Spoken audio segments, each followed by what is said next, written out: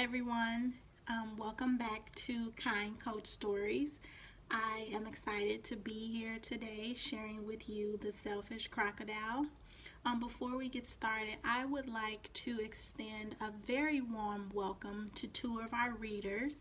That is Axel Prize and Wolfie Prize. They are tuning in with us all the way from Hudson, Wisconsin. So, when you tune in to our readings, please let me know who you are so the next special spotlight can be yours. So, this morning, we're going to jump right into The Selfish Crocodile. It is written by Faustin Charles and Michael Terry. Today, with me, I also have a dictionary. A dictionary is good to have with you when you're reading because sometimes you just want to get an extra understanding of words you may not know, or you may just want to make sure that you know the understanding and the meaning of a word.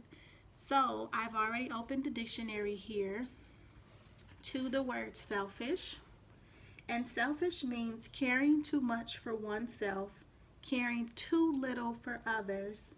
And it says selfish people put their own interests first. So with that in mind, let's see what was going on with the selfish crocodile.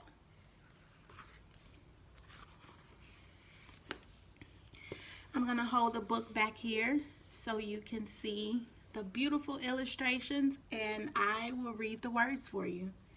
In a river deep in the forest, there lived a large crocodile. He was a very selfish crocodile. He didn't want any other creature to drink or bathe in the river. He thought the river was his river.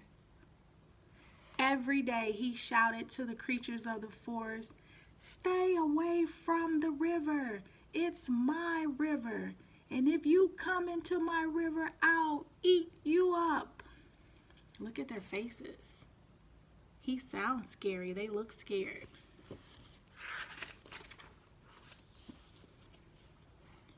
So, there were no fish, no tadpoles, no frogs, no crabs, no crayfish in the river.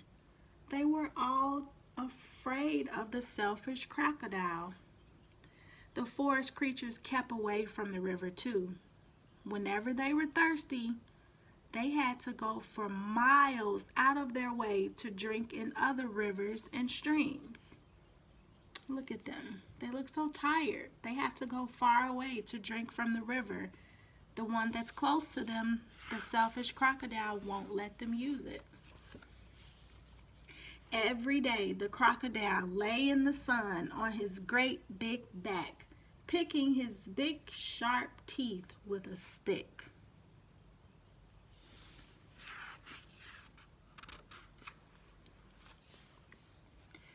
Early one morning, the forest animals were awakened by a loud groaning sound.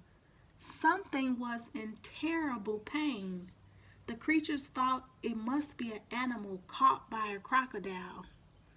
But as the bright sun came out, they saw that it was the crocodile himself who was in pain. He was lying on his big back, holding his swollen jaw and crying real tears. Oh my.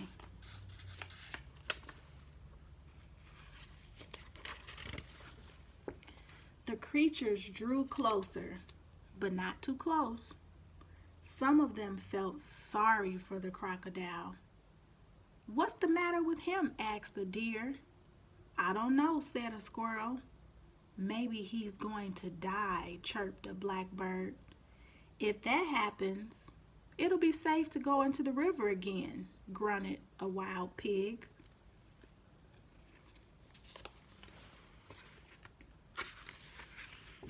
The animals thought about it. They hung from branches, they peeked through the grass, they buzzed in the air. They shook their heads as they watched the great big crocodile, but no one tried to help.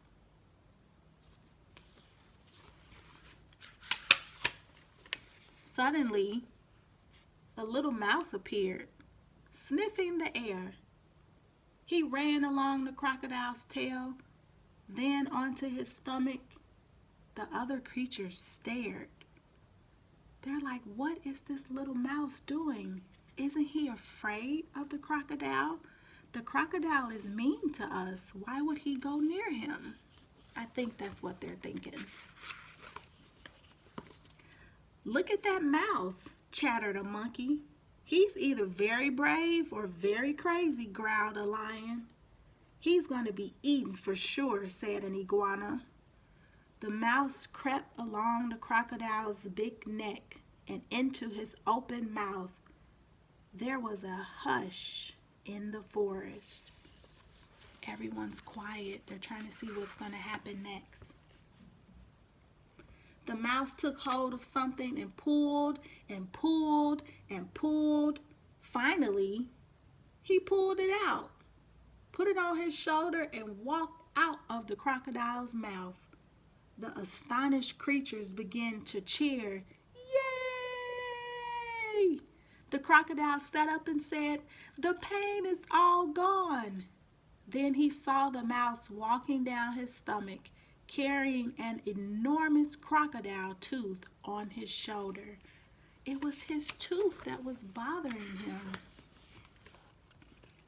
Your bad tooth was giving you a toothache, said the mouse, turning around to face the now smiling crocodile. Do you want it back? Oh, no, no, no. Get rid of it, and when you're finished, come back.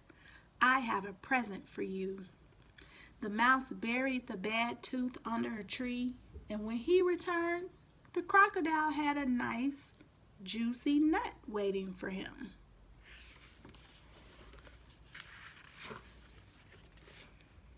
As the crocodile watched the mouse eat his nut, he said, "You must be very smart if you can cure a toothache, and very kind too.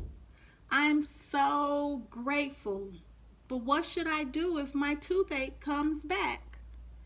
"Don't worry, I'll help you take care of your teeth," answered the mouse, nibbling. Soon the crocodile and the mouse were best friends.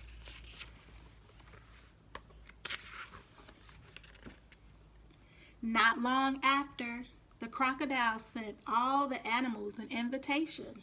"Please come drink and bathe in the river. I won't hurt you. The river belongs to all of us," he said.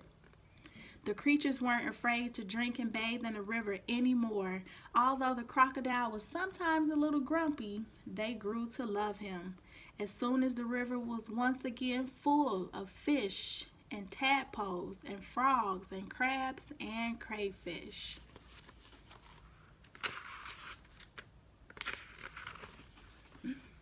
The end. Such a nice story. An important lesson on being kind to others. It was also a lesson on making friendships when you connect with others and you be kind to them. It's a very nice book that just teaches us that we all live in this world together and we can all be kind to one another and we can make friends when we're kind to one another. I truly hope you enjoyed The Selfish Crocodile. I will post the link below where you can find this book. I'll also post the link if you would like to know more about Faustin Charles. He is an award-winning Afro-Caribbean writer. I believe he has many more other titles that you can read. And I thank you very much for joining me for another recording of Kind Coach Stories. Once again, please let me know if you've joined. I would love if you would like this video and subscribe. Once you subscribe, make sure you hit the bell so you'll know when I add another story, especially if you're just joining and I'm going to give you a special shout out. So click the bell so you'll know when I'm reading again, and that may be your special shout out video. Have a good day, everyone.